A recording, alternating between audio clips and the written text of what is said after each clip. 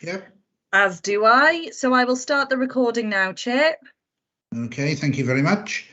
Before we start the meeting, can I remind everyone that everyone present at the meeting will be live streamed as well as recorded via the internet, and that the recording will be archived for future viewing if necessary. I think everyone knows the procedure for indicating if you want to speak by raising your virtual hand, and if that doesn't work, waving your real hand or shouting if necessary, and I'll do my best to keep a track of what's happening.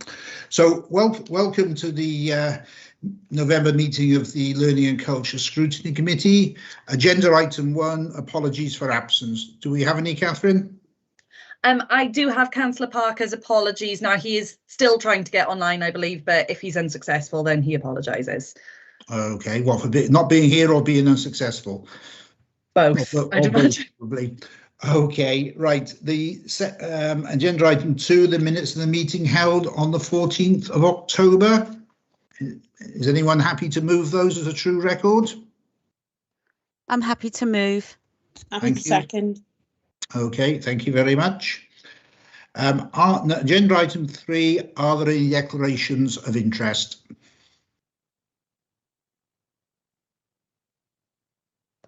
No, none at all.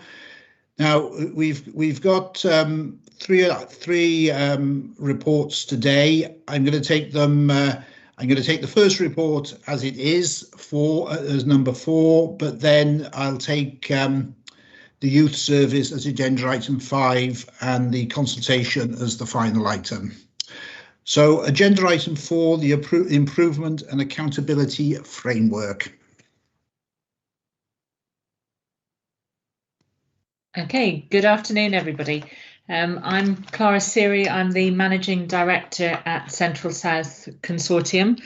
And this evening we've come along to give you an update on how we're supporting schools across the Vale of Glamorgan and what that looks like in terms of our framework for improvement.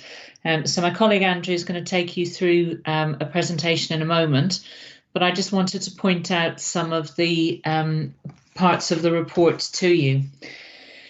We are working in partnership with the local authority, and we do provide the improvement services across school improvement services across the local authority. We've had significant changes to the model that we've provided to schools, both because of changes in expectations from Welsh Government, but also obviously the COVID and the pandemic. So we have refined and updated our model of working. And the guidance for that has been the Welsh Government's draft school improvement document.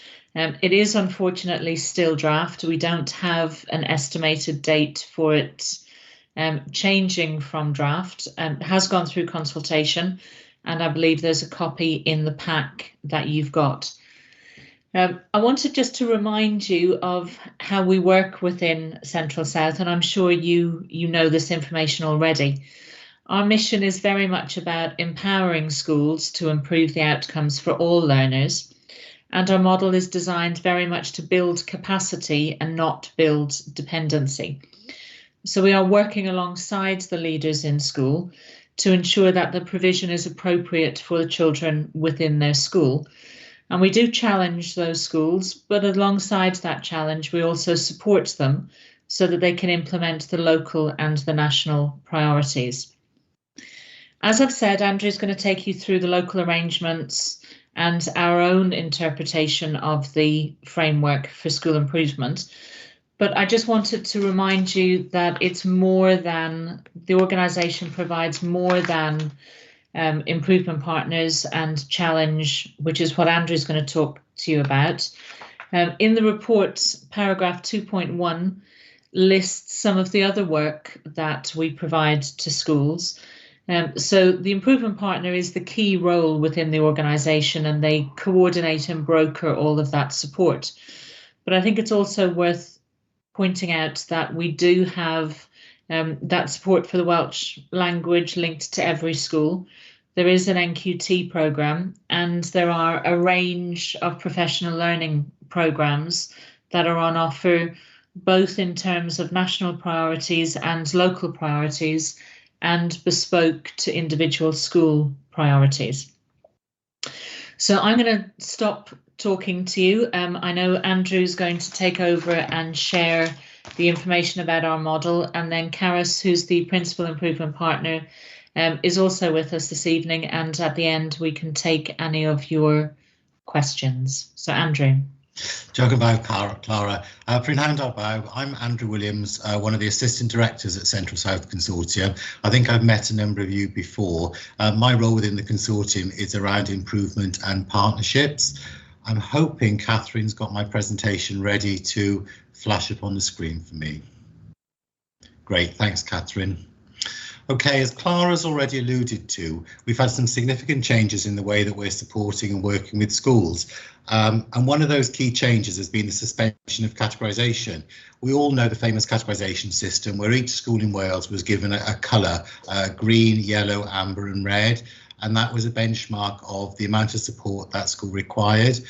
We know some of the divisiveness around the categorisation process. It was a very high stakes process which became very public and also became very difficult for some schools given some of the colours in the categorisation system.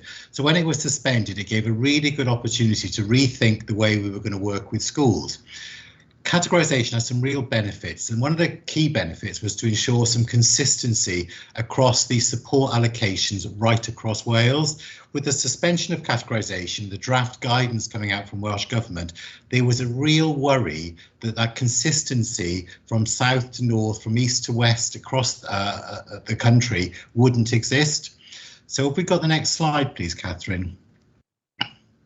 So as 4 regions, as we were at the time, we sat down and we looked at what was the most important principles when we were talking around identifying support around school improvement for all of our schools. And we identified 6 key principles. So these 6 principles are applied right across Wales, across the 4 consortia. However, they're interpreted slightly differently depending on local arrangements. So I think really important to point out there is that first principle is around discussion, and it's a discussion with schools. And our approach at Central South is very much a drawing up alongside schools and working with schools. The suspension of categorisation gave us an opportunity to move away from the old model of pretty much a done-to model to a model where we could work alongside schools to be able to identify in dialogue and consultation and partnership with schools what was actually required, what their priorities were and what support they required to improve. It's important that we have an overview as a region and as across Wales, so we could gather what those key priorities were, what the key development needs were, what the areas that were the weakest in our schools. We could pull together that overview for a region, for a local authority, but also we could provide that intelligence and information into Welsh Government as well. A key role is to broker the support. In Central South, we've got a fantastic model of a school-to-school model of working, where we've got a whole toolkit of resources available to us, colleagues in schools to be able to provide that support to other schools to support their priorities for development.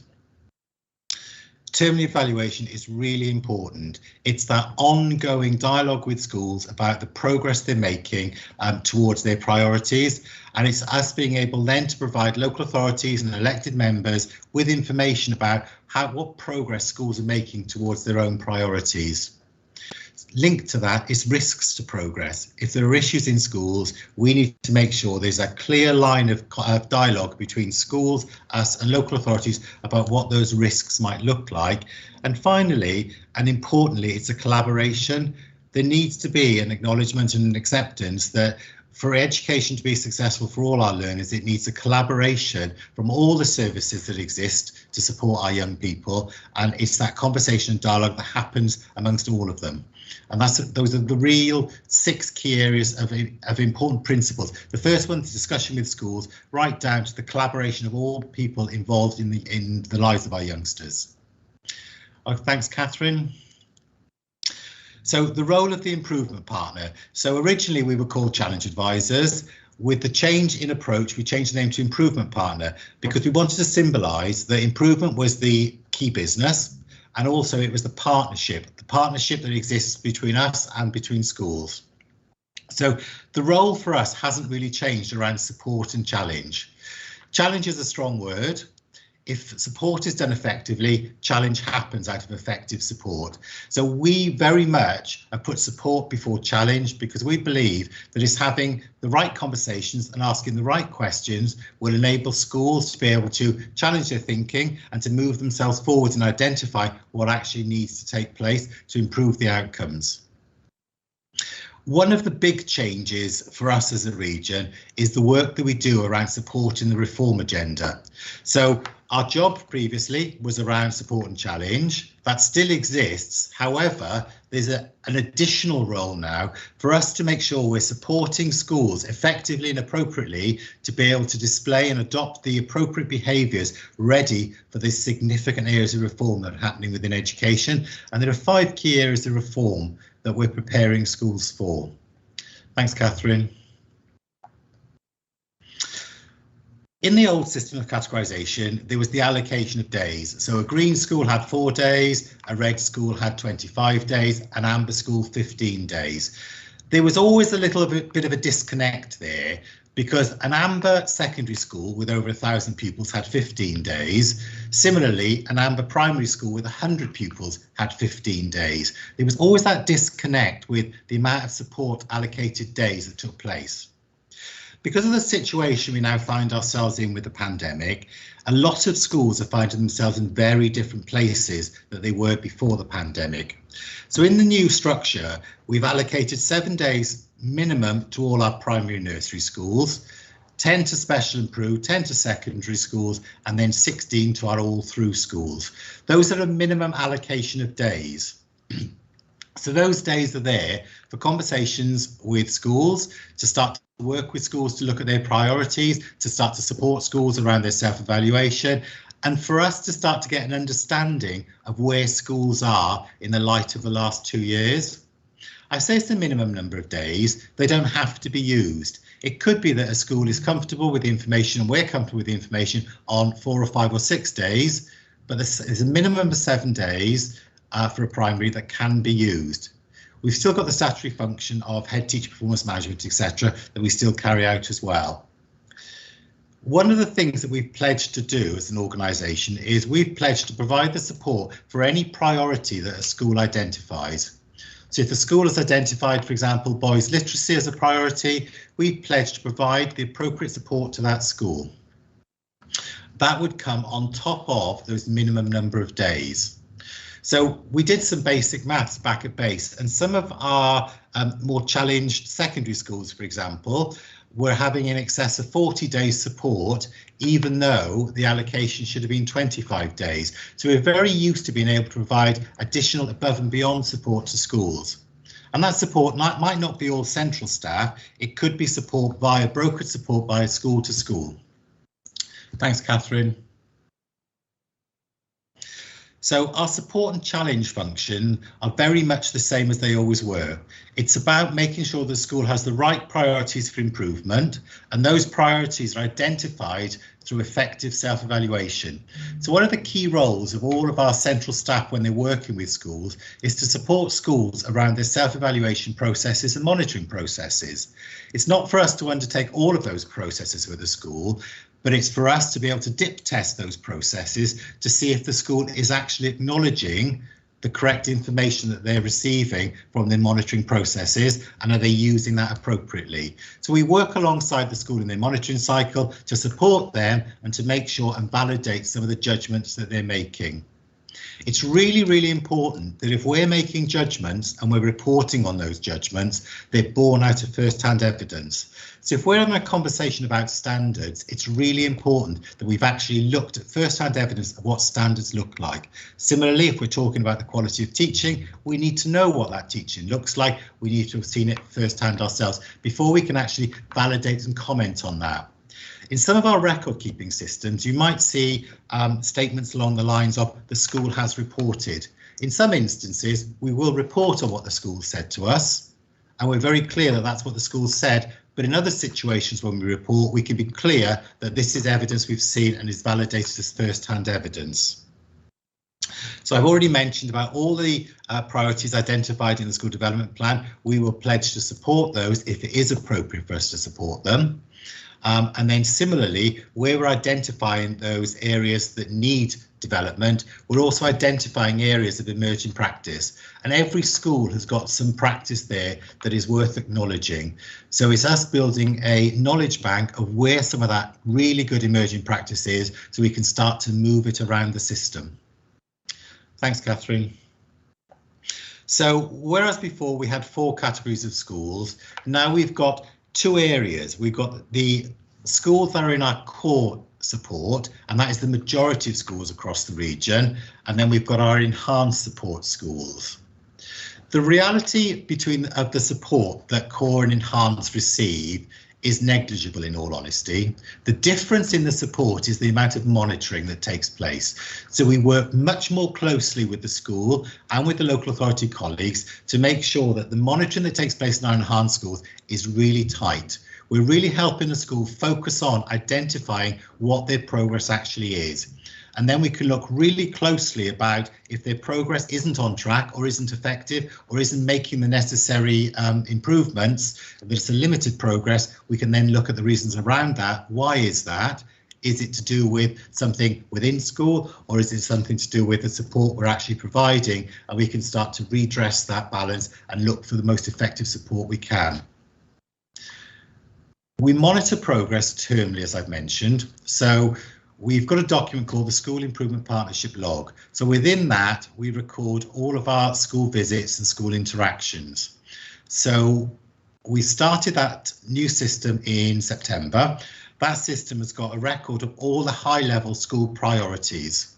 So that record exists, and each term we'll be going back and looking at those priorities, looking at the success criteria and judging, is that school on track or off track towards those priorities. Schools are in a very difficult place at the moment when we're looking at and starting to talk around progress towards priorities, because a number of our schools are receiving significant challenge around COVID, significant staffing issues, lots of absenteeism of pupils. So I think when we're making progress of on track or off track towards those priorities, we need to be mindful of the effects COVID might have had on the progress the schools are making towards those. So that judgment is made for each of the priorities for each of our core schools each term. And then when we look at our enhanced support schools, we make a judgment of 4 judgments. So we look in much more closer detail. We draw up a much more detailed report, a narrative report on the progress schools are making towards each of their priorities. And there's a judgment there between very good, strong, satisfactory and limited, and they reflect the current ESTIN judgments. Thanks, Catherine.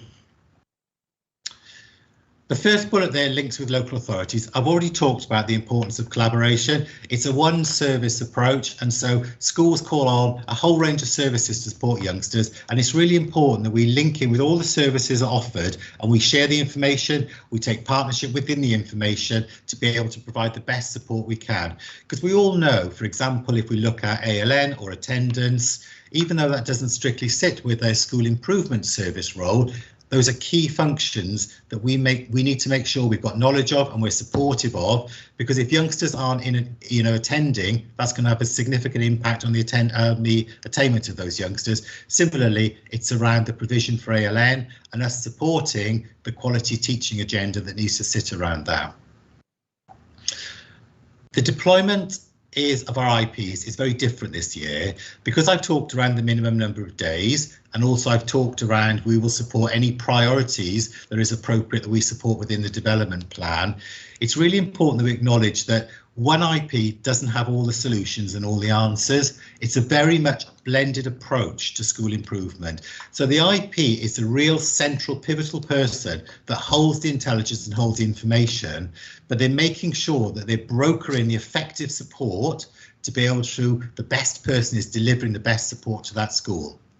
So we've got a range of tools in the toolbox. So for example, we've got regional leaders of governance that can come in and work with governing bodies. We've just recruited some systems leaders, which are experienced head teachers that can come in and work on specific leadership issues. We've got literacy, numeracy, DCF experts. So it's making sure that the improvement partner identifies the best person or the best resource to be able to support the school in those priorities. So very much is the blended approach.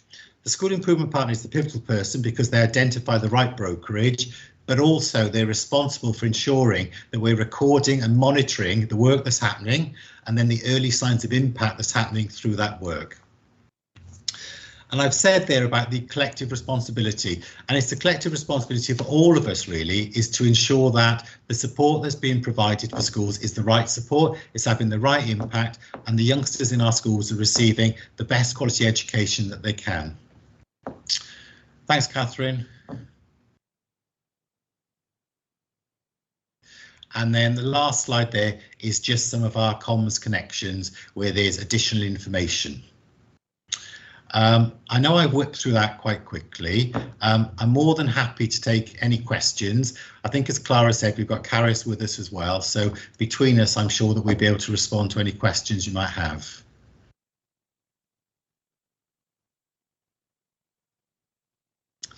Are we OK to drop the PowerPoint now? Thanks, Catherine. Great, thanks. Yeah, there don't seem to be any questions at the moment. Perhaps there'll be some at the end. So if we move on, Caris.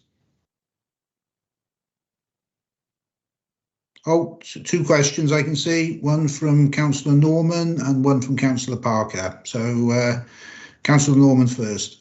Jane. Just a quick one. One concern I had just reading through the report was that you referred to parents and children. Surely this should be parents, guardian, or people to look after. Parents is not always appropriate. I think this should be addressed before this report is finalised. I realise it's still in this draft situation. I think that's one thing that you must address before it does go. So that's the only comment I want to make on that at the moment. Thank you. Yeah, happy to address that. Okay, then Councillor Parker. Yeah, really just to say I've joined you now. I'm a bit foggy. I think the machine is breaking down, but at least you know I've been listening. Many thanks. Thank you. Okay. Right, shall we proceed? Well, that's the information from us. It's really, if there's any specific questions that people had, Caris joined us because of her in-depth knowledge of the specifics of the schools within the VAL. Okay, thank you. Are there any other questions? I don't know if there's anything from someone, perhaps has a closer relationship with, with schools. I know someone like Martin or Martin Price, or no pressure then, Martin. No. Oh, Jane is back in the game with another question. Yeah, just another one. I'm on a governing body, like a lot of the people here are, and this came up in a meeting we had last month. The only concern I have is the new curriculum does put a lot of emphasis on home support for the children, for the learners, and as we've realised through COVID and home learning, this home support is not always available. Or if it is available, a lot of the home supporters are not able, for various reasons, to be able to undertake these things. And doesn't that put these children at a disadvantage to children who have very strong home support? This is my one concern. And the second part is, by doing so, is putting a lot more pressure on the teaching staff to carry these children, and I find it a very difficult. I think it's going to be a very difficult process to get over this, and again to carry this on once it goes up to the comprehensive school, because from junior school to comprehensive school with the new curriculum is a huge step, and this is going to take quite a lot of getting around. and I'd be interested to know how you intended to work this out. Thank you. I think you're right. We know through the pandemic that there are some children who've had a really positive experience during lockdown, and some young people who've had a particularly horrific experience, and then we've got everything in between. I think what we're working on is making sure that there are resources in the system that teachers can use, and that's the number one priority at the moment, but also working with the wider community so that they have an understanding of that. But in all honesty, we're not there at that point yet. We haven't got to how the community, parents, carers, and other community organisations can help and work with pupils. One of the things that we want to look at is kind of having a national understanding of some of the ways we teach. So, for example, reading and oracy, because reading is the key to all of the curriculum. If you can't read, you can't access any of those subjects, and it gets worse as you go through the school. So looking at how we can have a community focus on reading and provide access to materials and resources that parents, guardians can use. But I think you're right, we have a long way to go on that, and it is going to be a particularly difficult challenge for some schools. I don't know if you wanted to add to that, Caris? Just to echo what you'd mentioned, Clara, but also to say at the next Scrutiny meeting in December, we'll be having another update on the curriculum for Wales, and we will be hearing from schools as part of that meeting as well. There'll be 2 schools presenting, and they'll be talking about the work they've undertaken as schools, but also as a cluster, and they'll be referring to some of the challenges that they're experiencing as well. So I'm sure it will be revisited at the next Scrutiny meeting. Thank you. Thank you. Okay, Martin. I was just very pleased to hear the reference to regional leaders of governance in Andrew's presentation. It's one of the things, obviously, as chair of the Vale Governors Association, is dear to my heart. It's also, I should declare an interest, I'm actually one of the regional leaders of governance. But support for governors from the Vale, from the consortium, is very good. And this initiative of revitalising what used to be consultant governors and making them, renaming them as regional leaders of governance and introducing more training for them is going to be very good for schools in the Vale and for the other schools, the other authorities in the consortium. And I think it ought to be recognised that Central South is leading the way on this.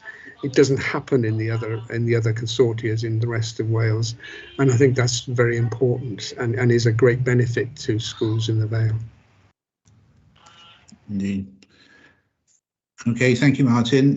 Neil. Thank you, Chair. There you go. Couple of questions. Firstly, how can we be sure that the schools identify the correct priorities? I mean, I can understand that the governors and so on will be discussing with the school advisors and so on about what's going on, but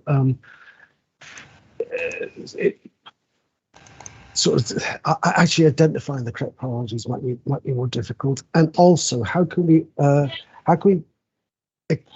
ensure that those priorities, that the school's individual priorities, fit with the community and the local authority priorities? And we've seen examples in some schools where the way in which the schools in England, particularly, the way in which some of the schools have performed has been has caused problems in local communities. There've been instances where they have kind of gone off on a tangent from what the expectation is of both the pupils, the parents, and so on, and they kind of gone their own way. And how can we ensure that that isn't going to be happening here?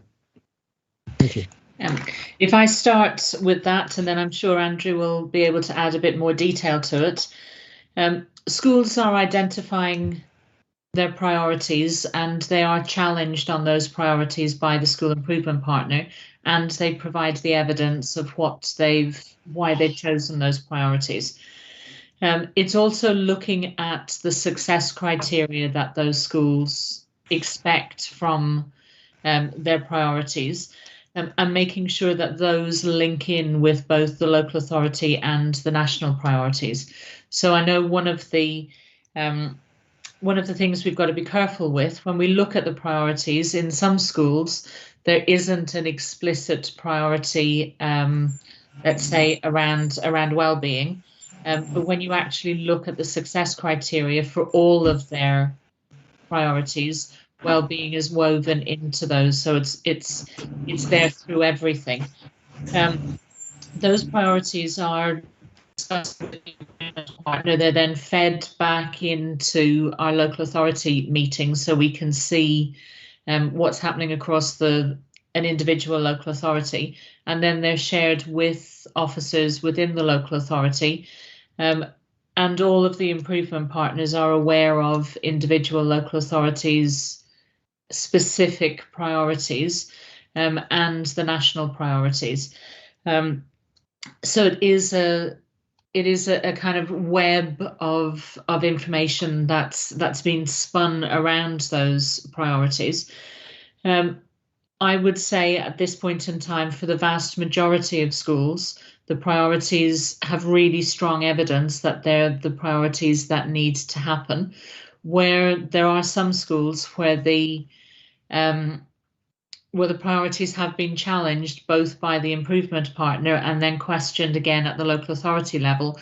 So those ones, improvement partners have gone back and are questioning, well, why is this the priority? What do you really mean by this? So I think there is that identification for it. We are linking in with the local authority priorities because, as Andrew said, this is a partnership, so it's making sure that everybody is aware of what those specific Vale of Glamorgan priorities are, and that's built into the work. I don't know if you want to add into that, Andrew or Karis?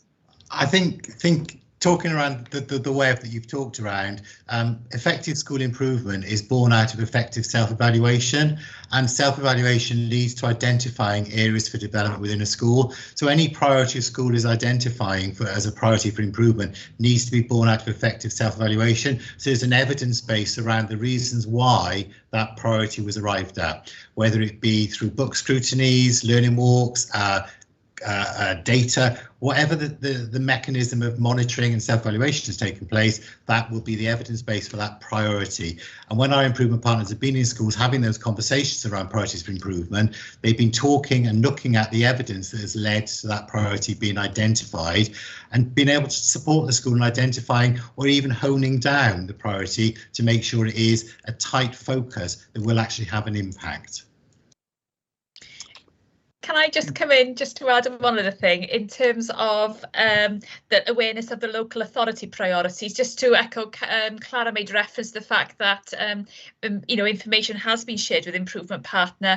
There was a specific meeting at the start of term for the Vale improvement partners with the local authority officers where time was spent going through all the key priorities, and that information has also been shared with the head teachers as well as part of the primary and secondary head teacher meetings this term. So everybody has had clear messages in terms of the local authority priorities.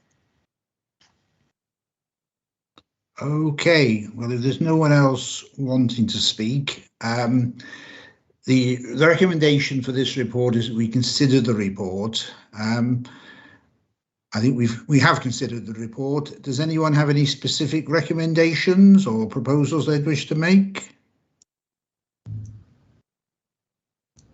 No. Okay. Well, if we simply say then perhaps that we note the report and we and the hard work that is being carried out throughout the Vale and obviously from Central South. Members happy with that?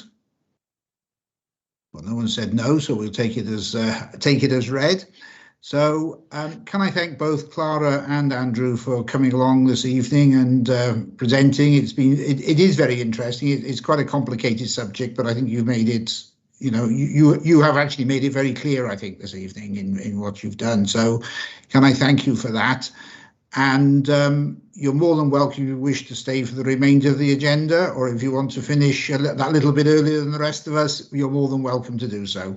Thank you very much. Oh, I can see a hand up from Democratic Meetings. I don't know, there's a whole of Democratic Meetings, or is that you, Catherine? Yes, it's the whole team, Councillor Kemp. No, just a procedural matter. Can I have a formal second for that recommendation? Sorry. I'll second. Thank you very much. Okay, well, again, thank you very, very much. Thank you very much, everyone. Thank you. Right, as I said, taking the next two items in reverse order. So the next item then is agenda item 6, the youth service update, and I can see Martin is ready to proceed with that. So Martin, we'll hand over to you. Thanks, Chair. Good afternoon to everybody on the committee this evening. I'm Martin Dacey, the Lead Officer for Social Inclusion and Wellbeing. I have strategic responsibility for the function of the youth service within the Vale, and I'm joined this evening by my colleague Rhys Jones, who is one of the youth service managers, who'll be able to discuss any sort of operational items that may come up during the slot that I have this evening. Essentially, we've circulated quite a detailed update report. So colleagues who are familiar with our scrutiny reports on the youth service will know that each year we come through to update on the development. And what I'll look to do, because the report is quite detailed and it's probably going to be a bit laborious if I go through it word by word, I will summarise in some detail the main points of the report, and then Rhys will probably come in and outline some specific dialogue around the projects he is specifically engaged with. And then at the end of the summary, we can field any questions or any queries and committee members may have. Is that okay with you, Chair? Sorry, I realised I'd muted myself there. Yep, that's fine. I think that's the best way to proceed. Okay, so within the executive summary, committee members will be aware that there's been a variety of different areas of progression over the last year. Really pleased to say that the Vale Youth Service has achieved the Bronze Youth Work Quality Mark, which is a significant achievement. It's a nationally recognised accreditation. A very rigorous and robust assessment is undertaken with colleagues from Welsh Government, but also there's a degree of peer assessment evident within this process. So colleagues from Cardiff and Carmarthenshire, peers of youth service managers, were involved in this, and it was a very detailed process. The outcome was we as a youth service gained the quality mark, and the feedback was incredibly positive, to the degree that the feeling was that we had probably covered up a lot of work over and above that was recognised within the Bronze Award.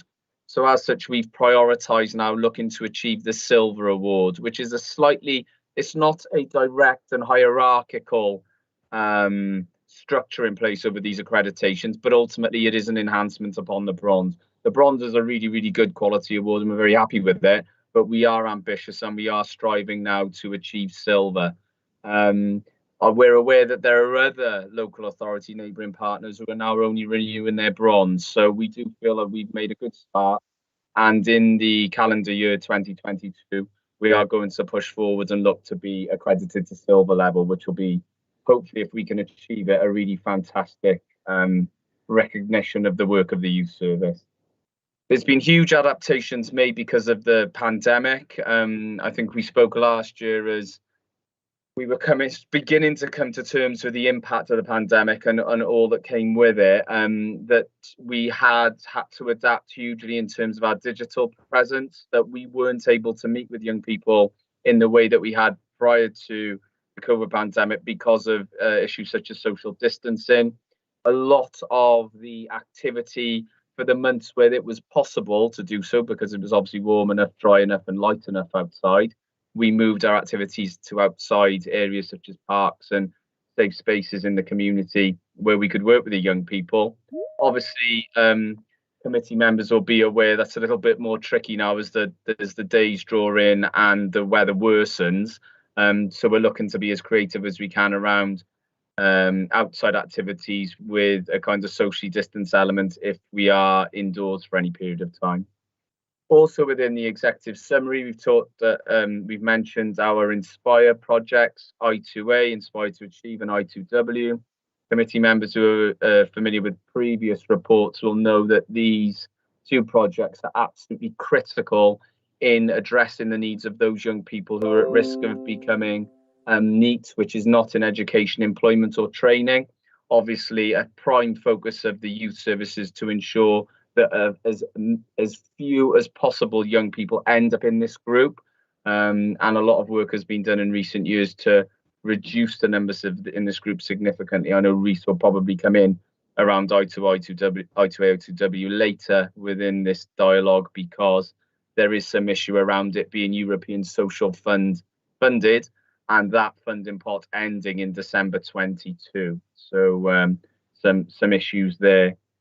We've looked to establish a new pupil engagement team within the youth service this year to really focus on education other than at school pathways for our vulnerable young people.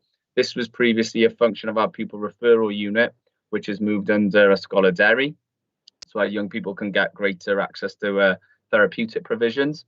And we are really focused now with next year in mind, and this is the final point in the executive summary, around this issue of ESF and it ending and what the implications of that are. Some committee members will be familiar with the Shared Prosperity Fund and the Community Renewal Fund, which are partly replacing some of the functions of the ESF funded projects, but not all of them in their entirety. So there are some implications for us there. The recommendations are fairly straightforward with this, Chair and committee members. It's for you to consider the progress over the last 12 months or so, as challenging as that has been with the obvious impact of the pandemic and multiple lockdowns in that period, but also then to consider whether you would like us to come back in 12 months to further update, particularly, I think, relevant with November 22 in mind and ESF ending a month after that.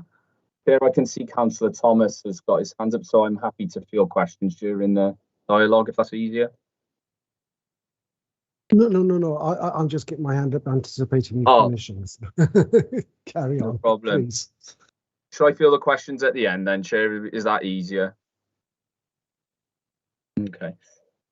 Okay, so some of the background that many committee members will already be aware of is that the youth service provides support for 11 to 25-year-olds across the Vale, and we're looking to make our members aware as we possibly can of the impact of the pandemic in the last 12 months or so.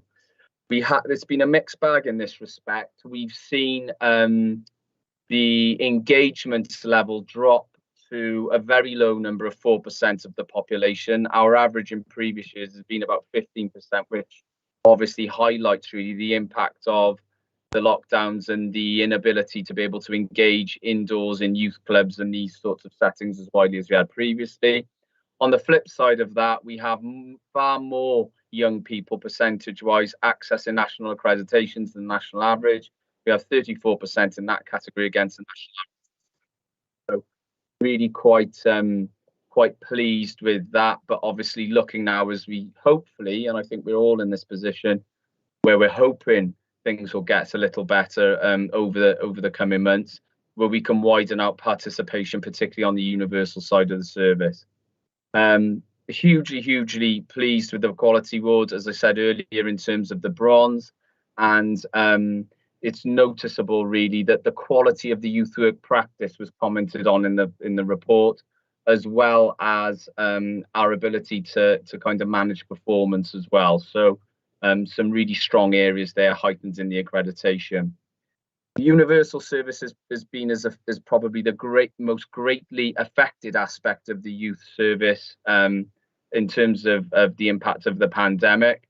And whilst there have been some real positives in terms of the move to digitalised platforms and engagements with young people, as I said, in a creative fashion, the impact on the more traditional offers of youth club type activity is clear and obvious. So we are looking as far as we can now to see if we can re-establish some of those types of provisions to further engage our young people.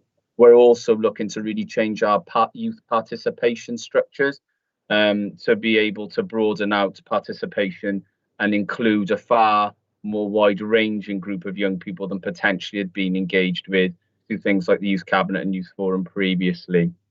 We have set up a number of pop-up youth clubs, as I said, within localities using resources such as our VPod and our bus to try and engage young people at a kind of street level, park level, particularly when we know we're in captive communities where there may be young people looking for activity or engagement with us. Over the summer, this was a lot easier to undertake, as I mentioned earlier, and 90% of the people targeted in our summer activities rated our sessions as 4 or 5 out of 5 in our feedback. So it appeared that our summer programme of activities was really, really well received. I think our young people really enjoyed being out in the community, particularly after the unfortunate periods of lockdown that we've all had to sustain in the last 12 months or so. We've looked to support schools as far as we possibly can on the universal side, particularly because we recognise that our young people have been impacted in some respects quite significantly by the outcome of the pandemic, and their mental health is maybe not in as such a positive state as it was prior to the pandemic. And our wellbeing team has been going into schools to work directly with young people or small groups to enhance well-being and mental health in a variety of settings. We've also continued with projects such as Gloves in the Gym. I know some committee members are familiar with this project. It focuses on sort of boxing and martial art type activities and encourages young people, if they are maybe tempted to carry a knife off them for protection, to dispose of the knife safely with ourselves and engage in sort of positive physical activity rather than, as we say, some more undesirable activities. There's been a huge, as I say, consideration of how we can potentially reshape participation, and we're now looking to recruit in the coming weeks to be able to support that, to ensure some of our more harder to reach young people who, as I say, historically maybe haven't engaged with things like the Youth Cabinet and the Youth Forum, that they will feel able to engage on their own terms, even if it is in a more informal context and on a more informal basis. Our Rights Ambassadors project in this respect goes from strength to strength.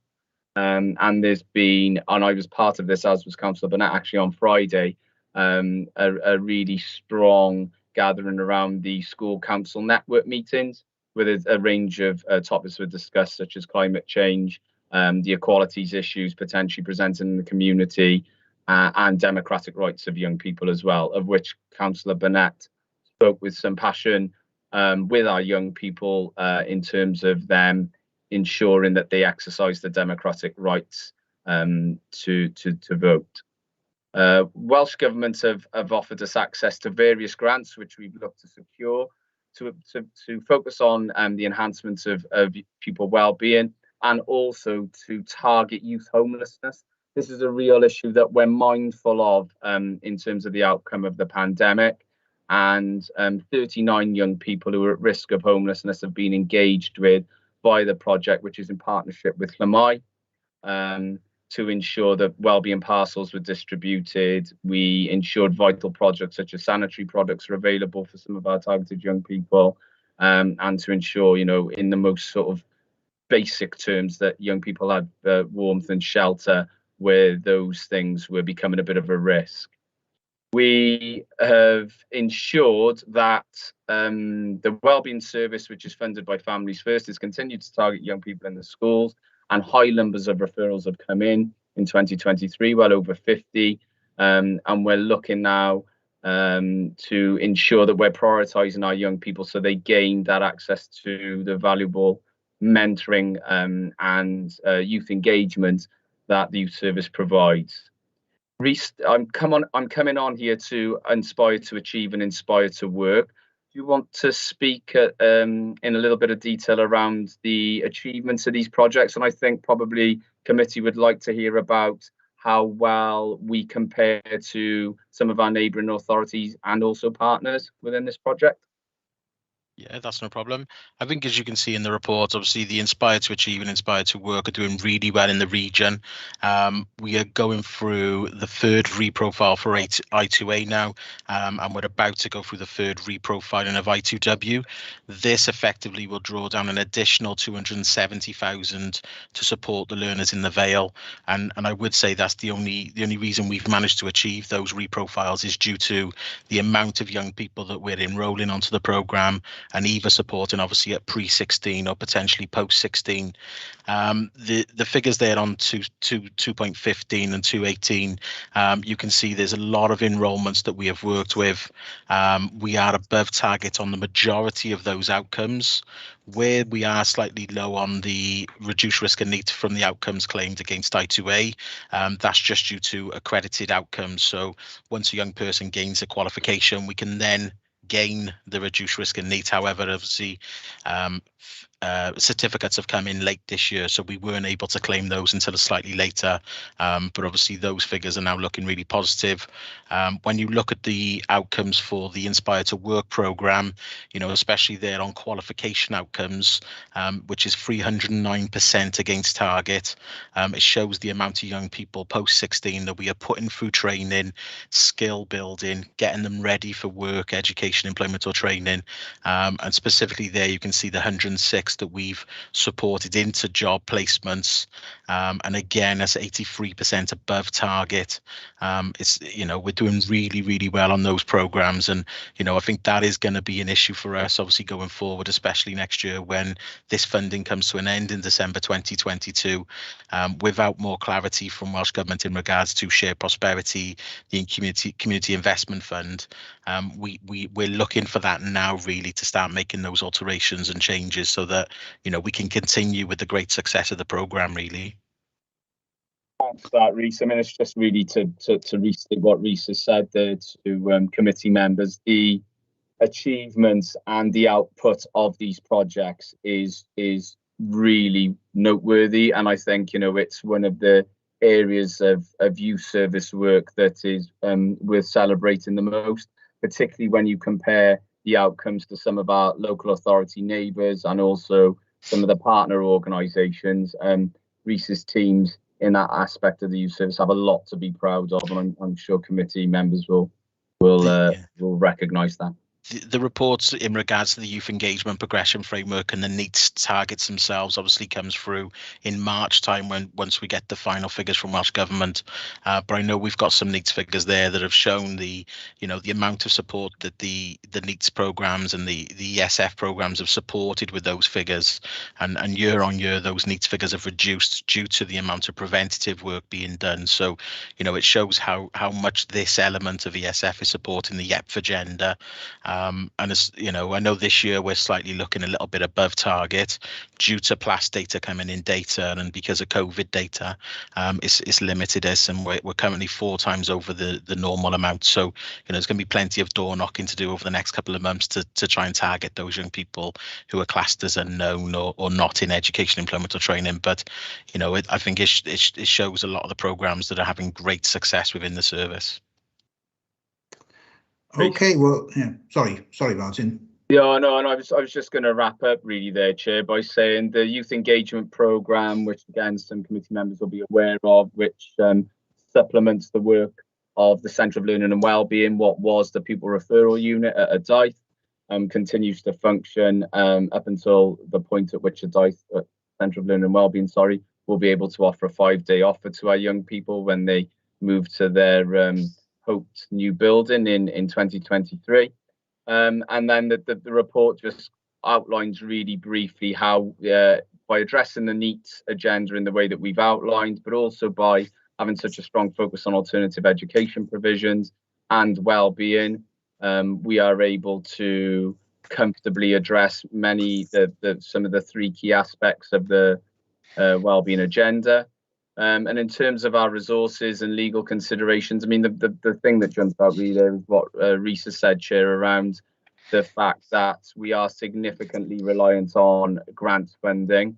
About 50% or so of the staff are paid from various grant funding streams that we draw down. ESF is the big risk. We know we can access shared prosperity and community renewal, but ultimately it's unclear as to, particularly with our pre-16 learners, how those funding streams will address needs.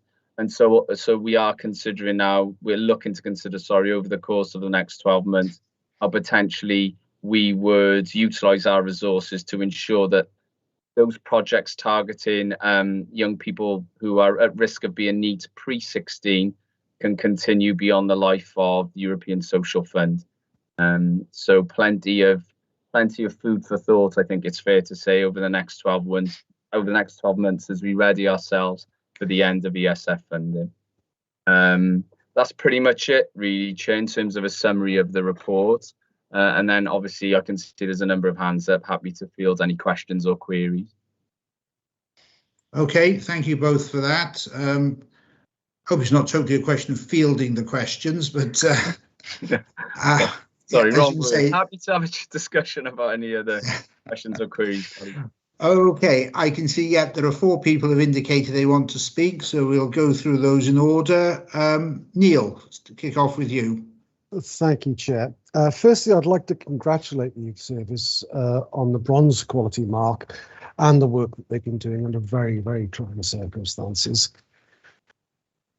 Young people and families are struggling as a result of COVID and the extra pressures they're still experiencing. The numbers of young people who are being admitted to various kinds of care, etc., has increased during the period, and the need for increased support is becoming blindingly obvious. I spoke back in 2017 when changes were being done to the youth service by the previous Conservative administration, that there was a need to maintain the youth service at a level that could provide support and other options for young people, for people that those young people could trust and speak with. This is even more true now with increasing mental ill health. We know that mental ill health can be reduced by early, appropriate intervention, with people being able to speak confidentially with empathetic professionals, which can often divert the young people from the path to ill health or family struggles. From wearing my other hat as a member of the Healthy Living and Leisure Scrutiny Committee, I can tell you that a report has been referred onto this committee by them this week, about the increase in the number of children looked after that we're seeing at present. We need the youth service to actively support the young people for both their benefit and to avoid having to place children in very expensive alternative appropriate accommodation. I'd like to see this scrutiny committee strongly advocating on behalf of the youth service and the potential it has for supporting struggling individuals and families. Thank you. Councillor Thomas. Just to jump in, I know obviously just to add a little bit onto there, I know we're working very closely with Children's Services and Martine and the team here in the CLAR team. Additional resources this year, just to kind of mention really, we drew down an additional 85,000 in January to February of this year, alongside then obviously supporting the Summer of Fun with Children's Services on those most vulnerable. We've also taken an additional 100,000 this term now from underspend within Welsh Government to specifically look at well-being support within young people transitioning, specifically then those of post-16 and additional vulnerable young people.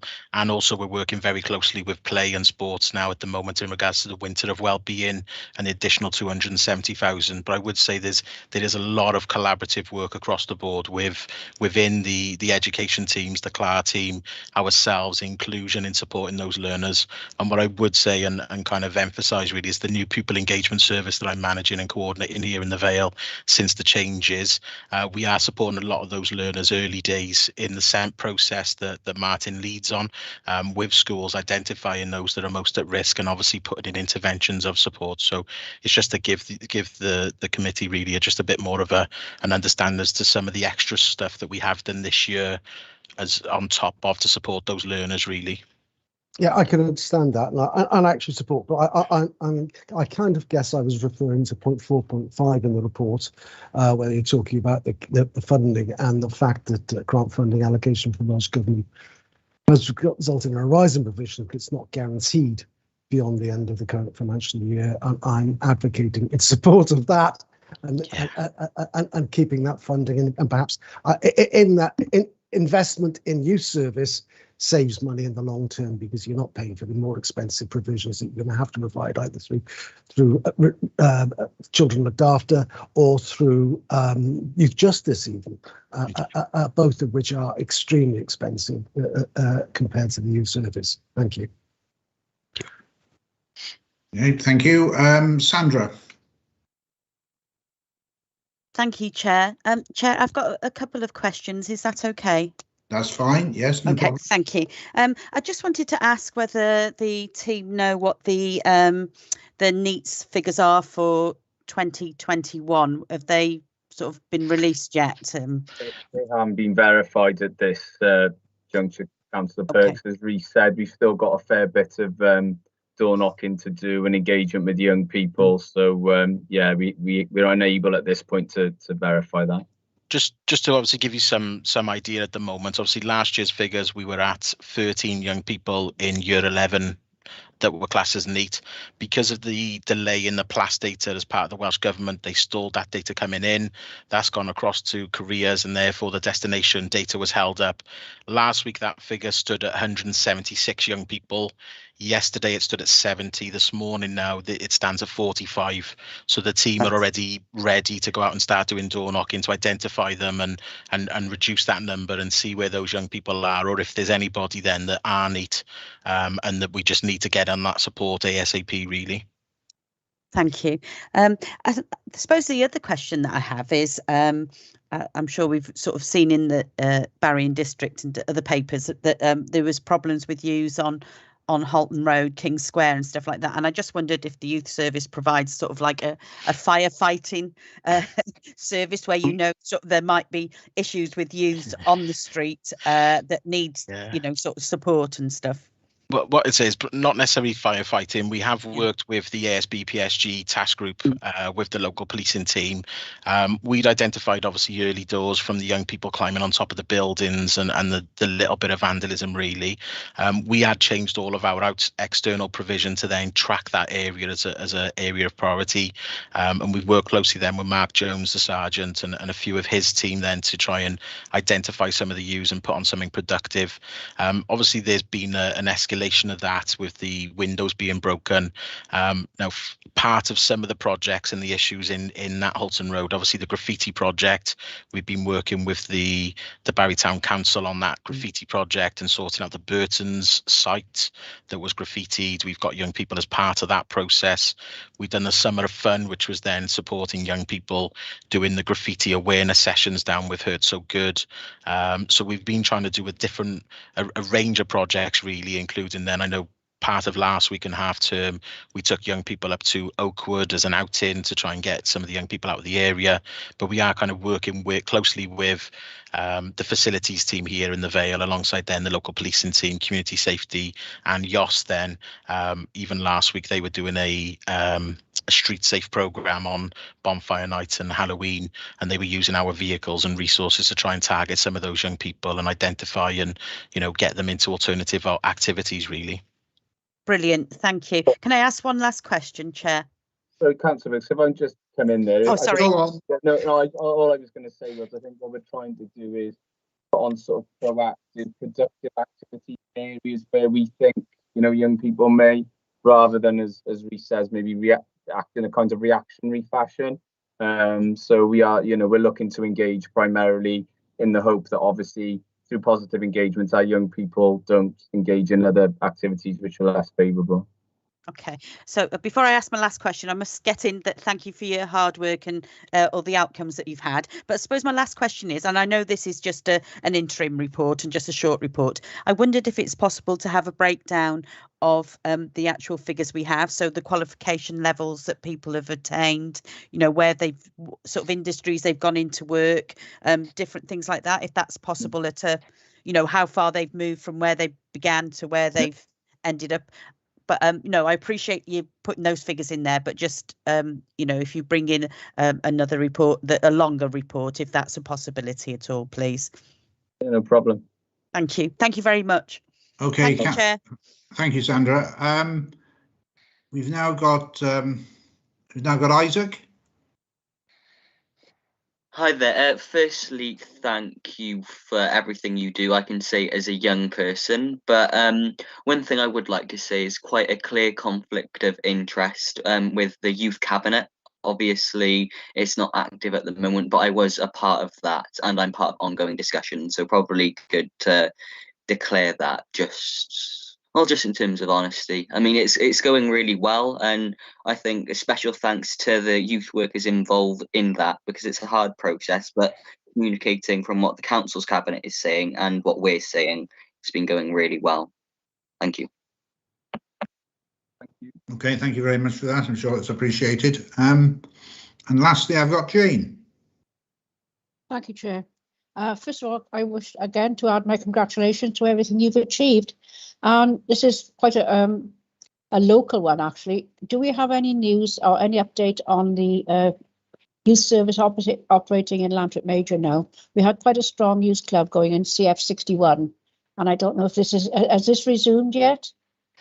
Yeah, that's continued. That's continued. And what's the take up on this, please? Do we have any ideas? I'm not sure on take up. I know that when CF61 was taken over and run by GVS, we've continued with 2 evenings a week. So we have run the youth club there for 2 evenings a week. I know obviously during COVID, we've been trying to do the street based, but I'm not sure on figures. I'd have to have a little look.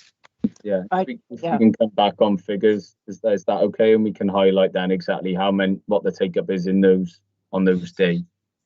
Yeah, let's say, if you could just drop me a line or an email or something, I'd be very grateful. Thank you very much, and congratulations again. Thank you. Okay, well, thank you. Well, can I say thank you for those questions and those points?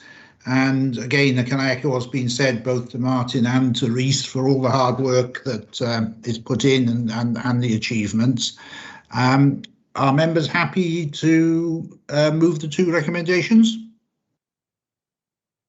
Yes? Yes, Chair. Yeah, can we include something about my comments on the this committee advocating strongly on behalf of the youth service and the potential it has? Is there some way we can include that in the minutes or in the recommendations, please? Well, I'm sure they'll go. The comments will go into the minutes. I don't know, Catherine. Can we manage to Can you put a recommendation together that echoes Councillor Thomas's thoughts? Yes, my query would be what we're actually recommending as a course of action there, though. Do we want that message to go anywhere? I mean, if we're expressing it, it can go in the minute. It depends if members actually want it to be further action on it. Basically, I want it to be considered in terms of the budgetary considerations that are coming up in the next month or so that the youth service is seen as being worthy of strong support within the budget in order to avoid bigger pressures, financial pressures, at a later date as a result of not supporting at a lower level now. I know I'm not making a great deal of sense at the moment, but that's the gist of it. The recommendation might be then that a letter go on behalf of committee to cabinet, possibly for their consideration, or that the report can be referred to cabinet, but they will ultimately be looking at the budget in a more. Catherine, rather, you're a genius. That would suit me. Right. Are we happy for a letter to go from on behalf of committee to cabinet, sort of voicing Councillor Thomas's concerns? I'm quite happy that's done. Yes, no problem at all. Lovely. And if there's no dissent, could I just have a formal second for that, please? I'll second. Thank you very much. Okay then. Thank you all very much, and thank you again to Martin and Reese. Right, we'll now go back to agenda item 5, which involves the committee as part of the consultation process on the on the Council draft Welsh in Education strategic plan. So Good evening everyone. My name is Lisa Lewis. Before I continue, can I check you can hear me okay? I've been having some technical difficulties. I can hear you perfectly. I'm sure everyone else can. That's great news. Yeah. Okay, thanks. So you will all no doubt be aware that Welsh Government's Cymraeg 2050 strategy aims to increase the number of Welsh speakers to 1 million by 2050 and ensure that the percentage of the population that speak Welsh daily increases from 10% to 20% by 2050. In order to support this strategy, the Council is required to prepare and consult on a Welsh in Education strategic plan, known as the WESP. The previous WESP cycle has been completed by the Vale and approved by Welsh Government, and the new plan will cover a 10-year period commenced in September 22. The final WESP document must be presented to Welsh ministers for approval no later than the 31st of January 22. The draft plan was co-constructed via engagement with a number of council and external stakeholders via the WESP forum, and the public consultation is currently underway and finishes on the 10th of December. Feedback from the consultation will be considered in order to refine, change or amend the draft plan. At the heart of this draft WESP is the Welsh Government strategy, which places a duty on all local authorities in Wales to increase the proportion of pupils that receive their education through the medium of Welsh, and also places a particular emphasis on increasing the number of learners in Year 1 taught through the medium of Welsh. A key commitment within the plan is the draft proposal to increase the number of one-year children taught through the medium of Welsh to 24% by 2031-32 academic year. This equates to approximately 390 school places being made available at reception intake, based on our current population projections. There are currently 300 reception class places currently available in Welsh medium primary schools, so that would be an increase of 90 places. This will increase to 330 through the expansion of Ysgol Llanbarag later this year.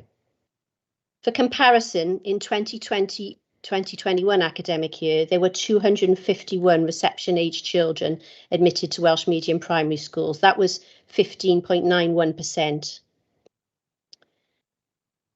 I don't intend to go through all of the draft document because it's quite a weighty document, but I can summarise that the WESP has 7 outcomes set by Welsh Government. These outcomes are: Outcome 1, more nursery children receive their education through the medium of Welsh. Outcome 2 asks that more reception class children receive their education through the medium of Welsh. Outcome 3, more children continue to improve their Welsh language skills when transferring from one key stage of education to another. Outcome 4, more learners study for assessed qualifications in Welsh and also in subjects taught through the medium of Welsh. Outcome 5, more opportunities for learners to use Welsh in different contexts in schools. Outcome 6, an increase in the provision of Welsh medium education for pupils with additional learning needs. And outcome 7, increase the number of teaching staff able to teach Welsh as a subject and to teach through the medium of Welsh. So as you can see from that list, it is a very all-encompassing strategic plan that covers all aspects of education. Information on how we will address each of these outcomes is outlined in the draft plan. So as I said, I don't intend to go through that in great detail unless there are any questions. So in summary, the proposed target of 24% of Year 1 learners being taught through the medium of Welsh is at the heart of this document and is challenging and is in the middle of the target range we've been set by Welsh Government. The target set in the draft WESP will require significant investment over the lifespan of the plan. The Council's WESP strategy will therefore be a key component in developing Band C of the 21st Century Schools programme. So this ends my summary of the report, but with your permission, Chair, I'd be happy to take any questions, as would my colleague Jerry Morgan, who's supported the development of the WESP. Okay, thank you very much. I've got 2 people indicating to speak at the moment. The first is Councillor Ian Johnson, who's not a member of this committee. I'm assuming that there is no objection to him speaking. No? Okay, Ian, over to you. Thank you very much, Chair, and thank you very much to Lisa for the presentation. I'll try and be brief and make some quick comments. Firstly, thank you to Jeremy in particular for briefing me when I've been asking questions around the development of the WESP over the last couple of years. It's obviously difficult to draw up to change from a 3-year plan to a 10-year strategic plan, and also reflect on the current operational challenges. And I'll be interested, as I'm sure Lisa and Jeremy will, to see the Welsh Government feedback and observations on the draft here. Chair, I think it's not really surprised that the Welsh medium education has been strongest in places where you can see a clear progression from primary to secondary. I think that's quite clear in the Barry area, and I think it's quite clear from the draft WESP that the challenges regarding year 6 to year 7. So I think there's a need for the WESP in the context of it being a 10-year plan, in the context of Band C, to consider what secondary education looks like in towns other than Barry as we go forward. Bromagana, when it's full, will obviously be one of the largest schools in Wales, and we have to consider how that looks across the rest of the county, as well as the clear successes that we have in Barry. There's also, I think, it's clear that the parents make those choices where there is a clear progression, and where there's Welsh medium education should be as easily accessible as English medium education, across the county. So in that context, I think there's also a need to consider the area around Rhys and the Central Vale, where the catchment area has shifted on several occasions, even during my experience. Children used to go to St Curig, then to Dewi Sant, and now St Barrack. So I think that also needs to be considered within the context of the WESP that we have in front of us, to make sure that Welsh medium education is genuinely available throughout the county. I do like the references to provision of Welsh language SHEP, the summer holiday enrichment provision. I raised that in a recent full council, but beyond the fact that only one of the schools is eligible for the SHEP programme, I think there also needs to be a consideration about pupils from English language homes receiving Welsh medium education, and whether or not we're providing enough additional language support over the long summer holidays. I also feel that immersion and additional learning needs are very important areas. I think so almost every time that issues around Welsh language education are brought to this committee, we have a discussion about the immersion programme, or rather the fact that we don't have one that's centred on the Vale. In terms of immersion and ALN, obviously there are not necessarily that great a call, but I worry that reflects the fact that we don't have an active offer, and we're not on the front foot. So it feels sometimes that we're a little bit reticent in terms of putting that forward. We maybe could do more. It feels to me that we don't have that many other sports, so we let other local authorities do it for us, and I think it needs to be made clear as to how we can offer that best provision.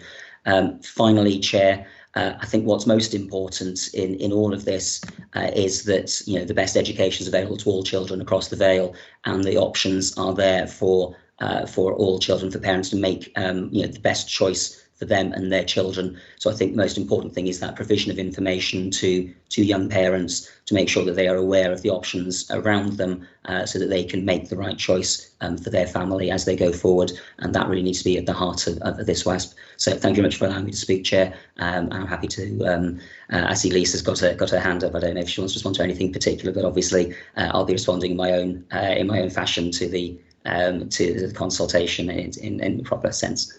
Thank you, Chair. Okay, thank you. I don't know, do you want to come back specifically, Lisa, on the points that have been made before we move on? If you wouldn't mind, Chair, I just wanted to make Scrutiny aware of a bid that I've put into Welsh Government for an immersion unit in the Vale. We haven't had confirmation of its success, but I have had some very positive conversations with Welsh Government where there's an indication that they very much like our bid and its strategic links to the overall WESP. The bid would allow us to start a immersion unit in Ysgolgwaun and Nant in January. And it also would support a research project that would be joint with Bridgen to look at opportunities, certainly to look at the challenges within the WESP and the local challenges, and to inform our WESP going forward. So as I said, we don't have that formal acceptance of our bid yet. That's due at the 30th of November, but early indications are of a positive outcome at the moment. Okay, that's good news. Can I just come back on that quickly, Chair? Yeah, go on. Yeah. Just to thank Lisa for informing me of that and bringing that forward. For those who are perhaps less au fait with the terms, if I can use the French there, the Immersion Unit is an opportunity for children who are not Welsh speaking to reach a level at which they can transfer to a Welsh medium education, and obviously not having that provision in a very local sense means that children previously have had to go to Cardiff for it, as I understand. Which means that, of course, that therefore in the Vale, largely speaking, if you don't go to a Welsh medium education provision from the very start, then you can't really opt in without going through an awful lot of fuss and bother. So being able to introduce that, I think, will be very helpful in the future. Thank you, Lisa. I hope it's successful. Okay, thank you. Got Hugh now. Yes, here with me, one of the future million Welsh speakers.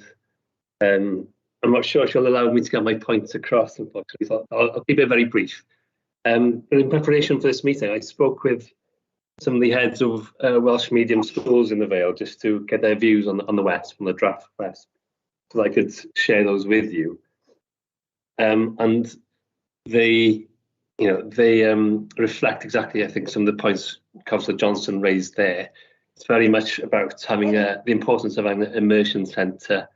There's, one route to get more kids into Welsh medium education is through having a preschool provision available in Welsh and the continuation into Welsh medium schools. But the other very important route is those that come from English medium education or possibly from other countries coming into primary schools and secondary schools. And these immersion centres really are critical to allow that source of new Welsh speakers to come into our education system. So I'd really welcome the news from Lisa there about funding for an immersion centre from January onwards. I'd urge Cabinet to do everything it can to ensure there's an immersion centre, that's permanent in the Vale as soon as possible.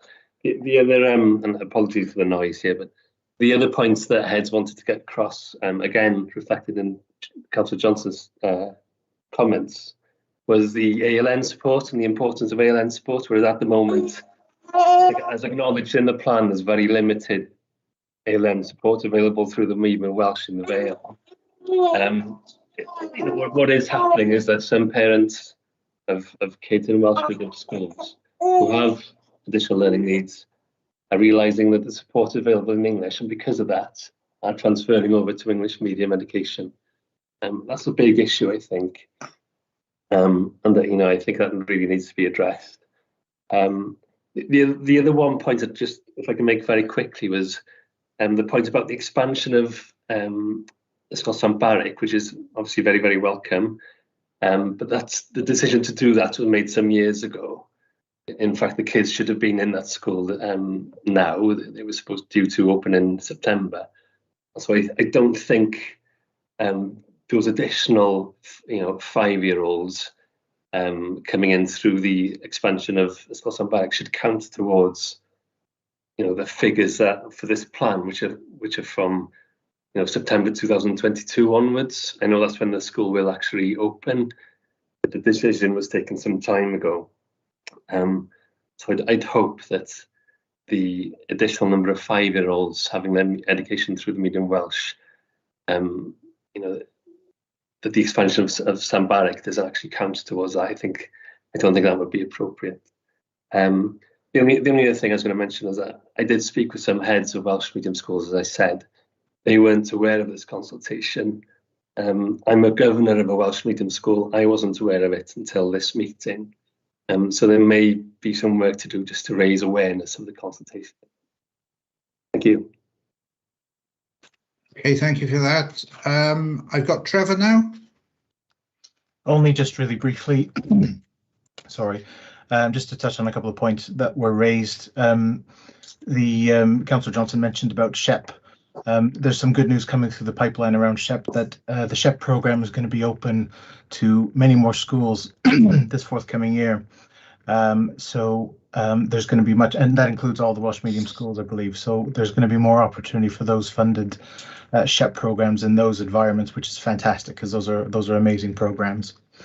One of the things we're also looking at very keenly with the 21st Century Schools program is greater integration with our ACL adult community learning provision within those learning spaces and within those environments, so more of a whole family approach to supporting Welsh medium education for those families who might not have the language at home or want to help transition their families in that. So that's going to form a key cornerstone going forward. The point about ALN, that's a really, really important one, and that's a really, really tough nut to crack.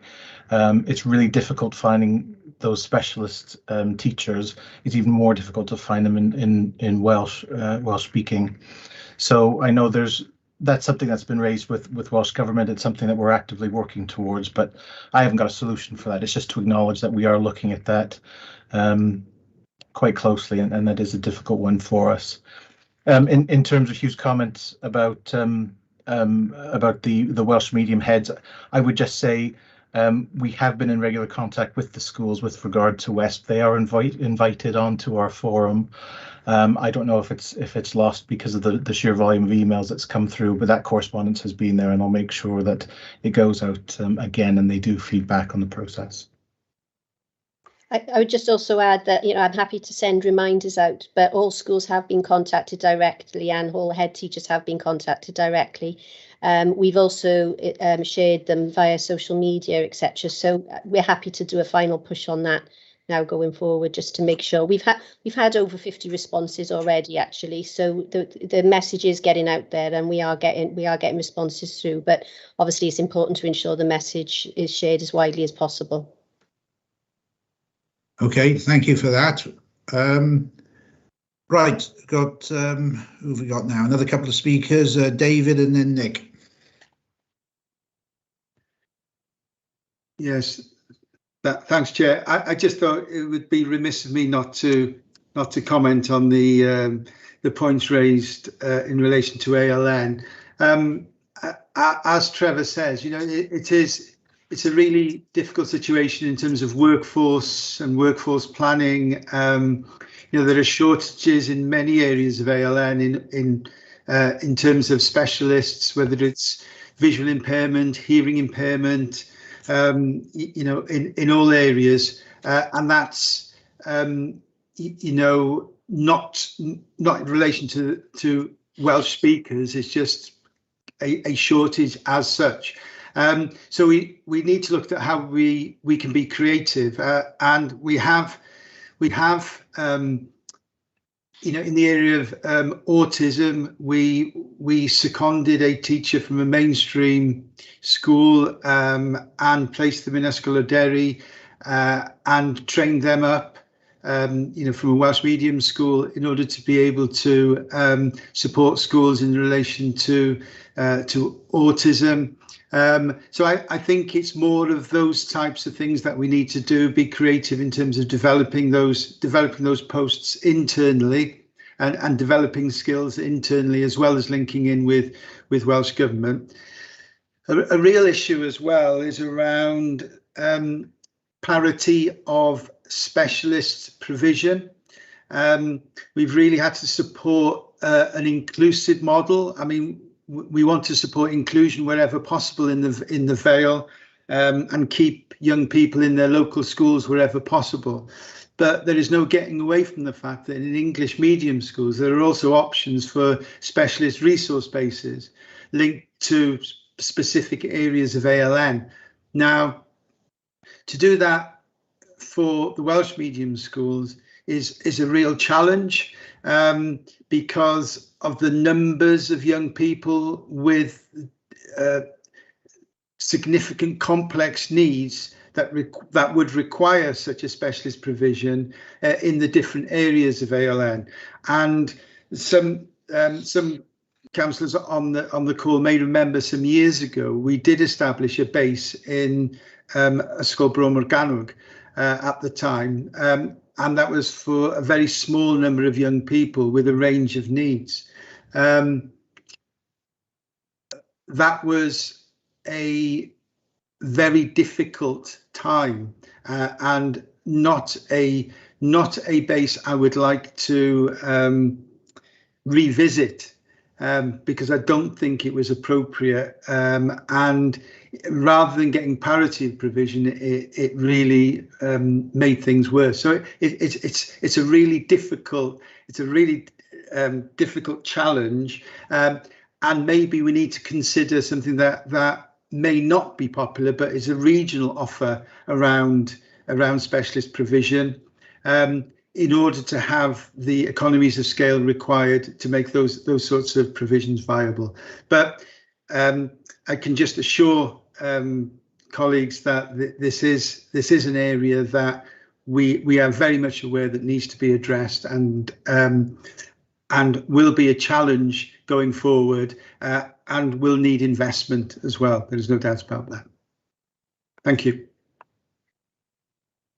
Okay, thank you, David. Nick? Hello there. Yep. A little bit of feedback there.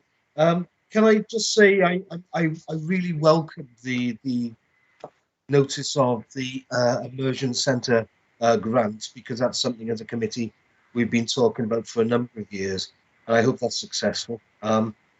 One thing I'd like to go on to is the actual figures, the targets that we have down for 2031, and it says it's 24%, but actually within the body of the report, it actually states a lower percentile of 22 and a higher potential percentile of 26. Now, I appreciate that it's difficult 10 years ahead to project how accurate we will be and how successful we will be, but I would think that we would aim more for the 26, because I look over the board of Cardiff and I see the target is 30%, and I feel that we need to be far more aggressive and far more ambitious. We need to really grow these figures and make sure that we are taking forward Welsh medium education and the language in the available organ. And I'm just wondering if there's anything else we can potentially do to raise those figures, because I feel they're not ambitious enough, I'm afraid. Okay, Lisa, do you want to comment on that? I was struggling to hear that, Chair, but I think it was in relation to the Welsh Government range of 22 to 26. We've looked at what we can achieve as a directorate and as a council in terms of our projections, and it was felt that 24% is significant, is very challenging for us. However, it's something we can work towards. Obviously, our intention would be to go over the 24% and aim higher wherever possible. But the reason we didn't go for the 26% was because it was very difficult to have a genuine response that we could be held accountable to, and that was something that we were concerned about. Having said that, these are based on current population figures, and as you mentioned, things will change significantly over 10 years. We will be having annual action plans which will be aiming for at least that and to exceed those targets. So it will be a challenging process, and the forum will be holding us account to that if this WESP is approved. Okay, thank you for that. Yeah, it's interesting, isn't it? You know, the Welsh Government has the target of 1 million Welsh speakers by 2050, and yet here we are talking in percentage terms. Obviously, if we still stick with the million target and the population of Wales increases, then the percentage is going to be lower than it would have been when it was introduced. But you know, probably we're not talking of much difference. Okay, well, thank you everyone for their contribution, and can I say thank you to Ian for his little introduction, a little bit of French into that as well. So I'm not quite sure the strict translation of au fait into English or perhaps into Welsh. I don't know. But are members happy to support for the scrutiny committee to support this plan? Yes. Can someone? I'll propose that we endorse the plan. Can someone second that? I'll second it.